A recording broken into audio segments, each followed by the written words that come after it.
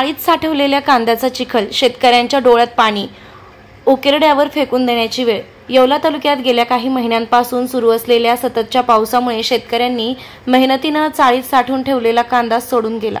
परिणामी शेतकऱ्याला हा सडलेला कांदा उकिरड्यावर फेकून देण्याची वेळ आल्याने शेतकऱ्याला अश्रू अनावर झाले।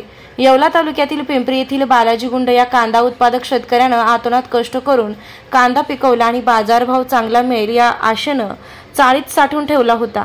मात्र सततचा पाऊस, बदलते हवामानामुळे साठवलेला 500 क्विंटल कांद्याचा चाळीतच चिखल झाल्याने शेतकऱ्याचं मोठं नुकसान झालं आहे।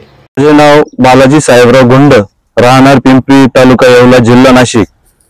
मी आज 500 क्विंटल कांद्याचं उत्पादन घेतलं, परंतु त्यातून मला उत्पादन खर्चही निघेनासा झाला, कारण की एकरी 70-80 हजार रुपये उत्पादन खर्च आहे, परंतु तो निघू शकत नाही।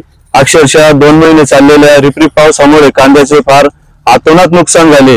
बघा, त्याच्यातून शेतकऱ्याला सगळाच खर्च येतो, मग तो मुलांचं शिक्षण असेल, अनेक गोष्टींची अडचणी या शेतकऱ्याला येतात। त्याच्यामुळे सरकारने आपल्या आयात निर्यात जे धोरण आहे त्या धोरणाचा योग्य असा अवलंब करावा व ज्या शेतकऱ्यांना असं नुकसान होईल त्या शेतकऱ्यांना योग्य ती अनुदानात्मक रक्कम देण्यात यावी, का जेणेकरून शेतकऱ्याचं नुकसान होणार नाही।